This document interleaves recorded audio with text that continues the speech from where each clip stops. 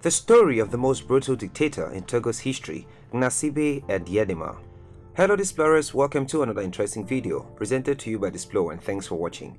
In the course of history, Africa has had a huge role in contributing its fair share of dictators to the world. Dictators such as Adolf Hitler have been considered worst, but African dictators are extra. Because while many countries have moved on by embracing the fundamentals of democracy, Africa is still lagging behind right in the 21st century. Maybe democracy is an abstract concept for Africa, or maybe it's not just a concept meant for the continent. Eyadema was one of those rulers whose rule was brutal, characterized by hideous crimes, several coup attempts, and by the time of his death, he was Africa's longest-serving head of state. His origins are enshrouded with an aura of mystery, and no one really knows them. From his origin to death, Eyadema's real name was not known. Date of birth is still a question of record, and the reign of terror left Togo almost headless. If this is mysterious enough for you, then you have not heard an Eyadema definition of the word. Hence, in this video, we shall tell the mysterious story of the most brutal dictator in Togo.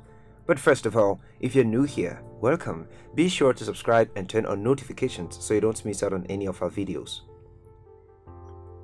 Etienne Eyadema Gnassingbe was born on 26 December 1935 in the northern quarters of Pia, a village in the prefecture of Koza in the Kara region, to a peasant family of the Kabye ethnic group. According to Komi M. Tulabo, his official date of birth is based on a fertile imagination, and it would be more accurate to say that he was born around 1930. His mother was later known as Maman Danida or Maman Danidaha. He joined the French army, but after serving it for 10 years, he returned to Togo. In 1962 and in 1963, he led what's widely regarded as the first military coup in Africa. President Sylvanus Olympio was killed in the process, and he helped establish Nicolas Grunitzky as Togo's new president. He felt the need of another coup, and in 1967, Colonel Eyadema of the Togolese army led a second military coup against Grunitzky.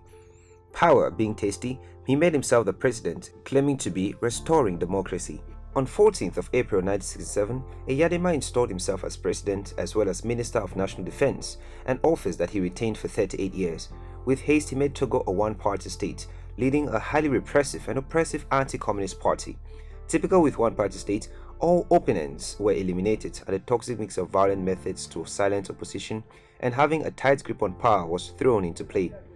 The army was widely increased, jailing and torture were just the order of the day. Security forces were known to throw the mutilated bodies of victims out of helicopters and into the sea. There is a critic of his rule who had electric cords applied to his genitalia and screamed until he lost his voice. His torturers thought that he was not feeling the pain anymore, so they beat him until they broke 13 of his ribs. In 1993, Togolese soldiers had an 8-hour shooting practice, not at the barracks, but right on the streets of Lome, the capital city. Live ammunition was used and civilians were targets. There simply was not any respect for the sanctity of life. Politics. According to Komi M. Tolabo of the researcher at the Centre d'études d'Afrique Noire, Eyadema had been a personal friend of the French president Jacques Chirac. He had remained in power for 38 years thanks to a couple of coups, systematic electoral fraud, the faithful allegiance of an army packed with supporters and members of his Kabye ethnic group, solid foreign support especially from France, and adroit management of access to Togo's meager economic resources. 3 years after taking power, Eyadema created the Rally of the Togolese People as the country's only legal party and won an uncontested election in 1972. In 1979, the country adopted a new constitution that returned the country at least nominally to civilian rule. The RPT had entrenched as the only party. The president of the party was automatically nominated for a 7th-year term as the president upon election to the party's presidency and confirmed in office through an unopposed referendum. Under these provisions, Eyadema was re-elected unopposed in 1979 and 1986. During his rule, he escaped several assassination attempts. In 1974, he survived a plane crash in the northern part of the country near Sarakawa. After another unsuccessful assassination attempt by a bodyguard, he carried the bullets removed by the surgeon as an amulet. A national conference was held in August 1991, electing Joseph Koko Kofigo as prime minister and leaving Eyadema as merely a ceremonial president. Although Eyadema attempted to suspend the conference surrounding the venue with soldiers, he subsequently accepted the outcome. Despite this, Eyadema managed to remain in power with the backing of the army. In March 1993, an unsuccessful attack was made on the Tokoan military camp where Eyadema was living. Several people were killed in the attack, including Eyadema's personal chief of staff, General Mawulikwilimi Ameji. He attempted to legitimize his rule with a multi-party presidential election in August 1993, which was boycotted by the opposition.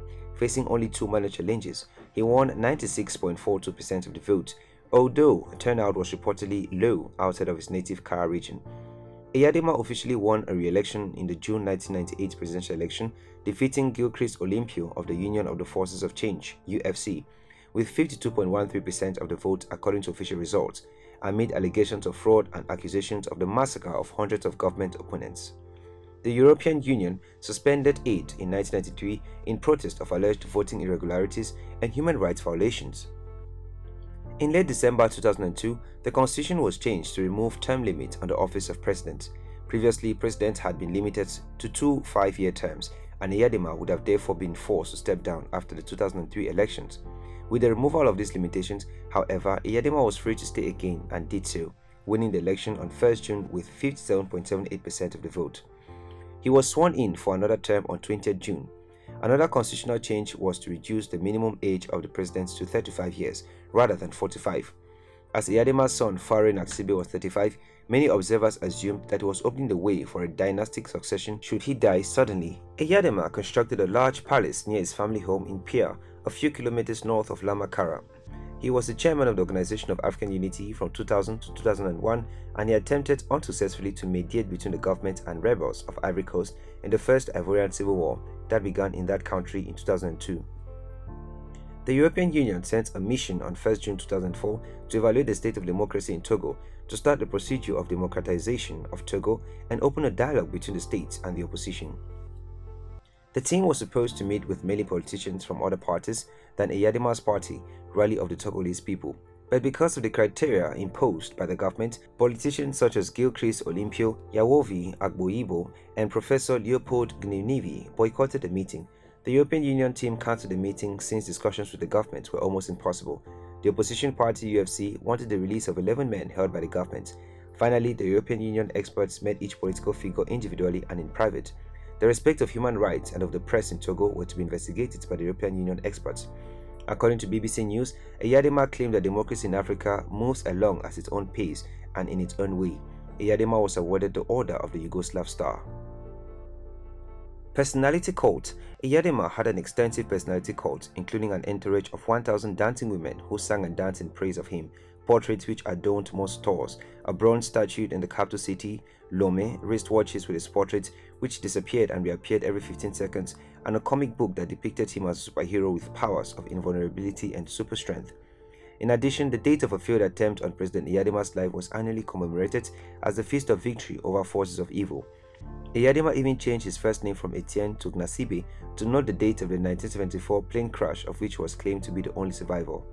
In reality, Eyadema was not the sole survivor of the crash on 24 January 1974.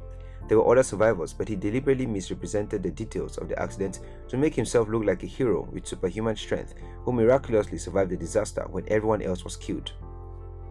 Eyadema claimed that the crash was not an accident and was in fact a conspiracy to kill him, plotted by imperialists who did not like his plan announced on 10 January 1974 to nationalize the important phosphate mining company, the Compagnie Togolaise des Mines du Benin, CTMB, or Cotomib.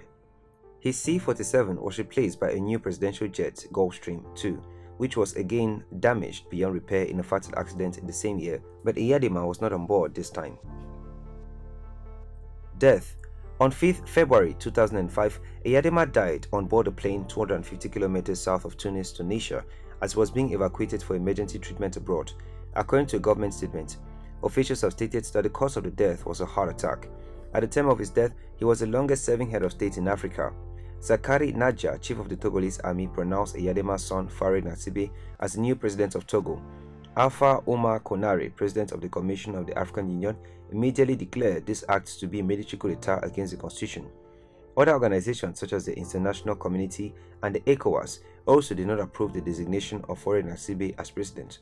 Under heavy pressure from ECOWAS and the international community, Faure Gnassingbe stepped down on 25 February and was replaced by Bonfo Abbas, the first deputy parliament speaker, until after the presidential elections on 24 April 2005, when Faure Gnassingbe was elected president with 60% of the votes.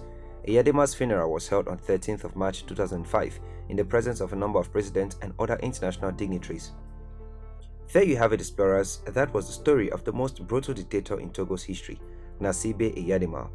Thanks for watching this video, and if you did enjoy this video, do well to give it a thumbs up and do not forget to subscribe and share with your friends.